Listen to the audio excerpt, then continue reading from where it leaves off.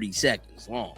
But I'll tell you what, we gonna make the most out of this 30 seconds. Let's watch it. I think something I thought was normal growing up was playing sports with the boys. My parents couldn't really find girls' sports leagues to put me in, whether that was soccer, whether that was basketball. They were like deciding who should be the MVP. Hold on. Caitlin Clark had to play basketball and soccer with boys?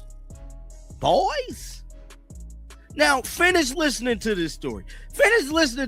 Bro. She had to play sports with boys when she first started. March.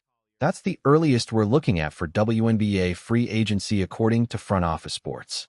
And if you think that timeline works, you haven't done the math, because between early March and May 8th, the scheduled season opener, the league needs to squeeze in free agency, an expansion draft, a lottery, the regular draft on April 9th, and somehow get all 30 teams through training camp starting April 19th. That's not a tight schedule. That's a logistical nightmare waiting to implode. Of the league. There was a few parents that were like, we can't give it to a girl, like this is a boys league. I ended up getting MVP or whatever, but that was probably some friction between the parents, not really the players. All my teammates were great and they really respected me, and honestly they gave me the ball the most, so I was fine with it. If you were going to say something to those parents who said you didn't deserve the MVP, what would you say? I'd invite them to a game now. They can come watch the Fever. How about that? Now she's in the pros. Here's what nobody's talking about. The schedule already dropped. Teams know their opponents. Arenas are booked. Tickets are on sale. But the Players' Union has been waiting over a month for a response to their proposal. 30% revenue share, $10 million salary cap, $249,000 supermax, and as of last Friday, radio silence from the league. So, we've got this bizarre situation where the WNBA is acting like everything's fine while the foundation is actively crumbling. 17th. Would Caitlin Clark for the basketball court? Hold up, wait a minute. USA Next Chapter, Caitlin Clark and Paige Bueckers.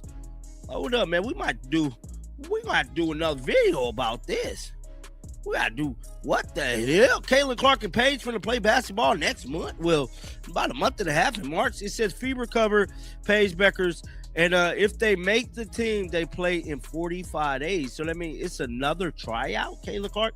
See, y'all, telling y'all right now, bro, this is great news. Someone commented, said, so it's okay. I was trying to figure out if training camp. That's the piece everyone keeps glossing over. You can't just throw players together 3 weeks before opening night and expect championship-level basketball. Weight room conditioning, offensive systems, defensive rotations, team chemistry. All of that takes time. The typical timeline has free agency wrapped by early February specifically. So teams have 2 full months that prepare. Now they're looking at maybe 3 weeks if they're lucky. And we're supposed to believe the product won't suffer. Calling the Brittany Griner flagrant foul on Aaliyah Boss exactly as she said. Tell it. Yeah, man. So we reacted to that earlier today.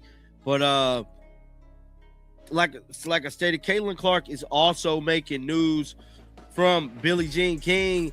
She made a post. If you guys don't know, it was Caitlin Clark's birthday a few days ago. She stated, please join me in wishing a very happy birthday to the all-time NCAA scoring leader, men's and women's, the 2024 WNBA Rookie of the Year, and the record holder for the WNBA player with the most assists in a single season, Caitlin Clark, bruh. Shout out to Billie Jean King, bruh. Shout out. Let's walk through what actually has to happen here. Best case scenario, the CBA gets signed by early February. That gives the league exactly 4 weeks to conduct free agency in March. But it's not just free agency. Golden State's expansion draft has to happen. That means every team needs to submit their protected lists.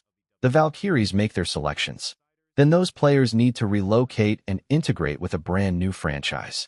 Then you've got the college draft on April 13th, bringing in another wave of rookies. And somehow all of this resolves itself by April 19th when training camps open. Now.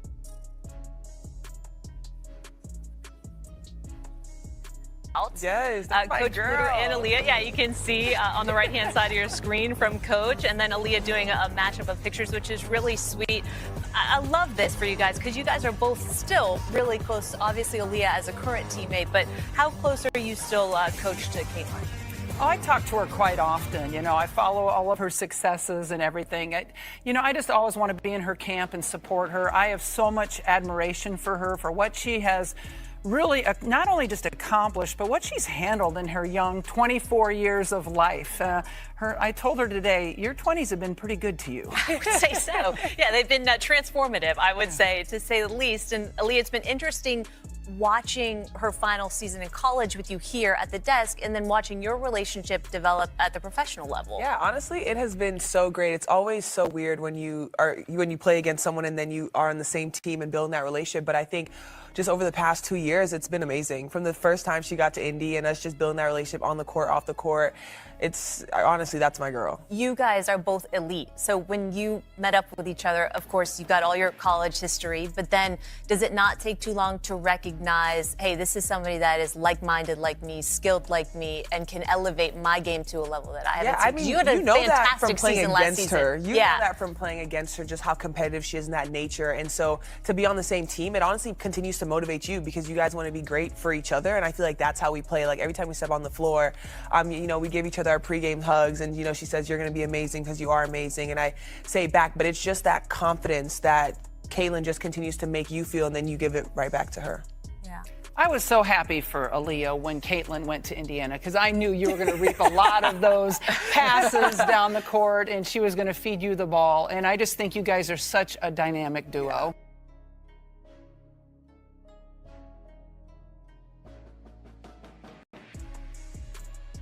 The Vegas Aces open against Phoenix on May 8th.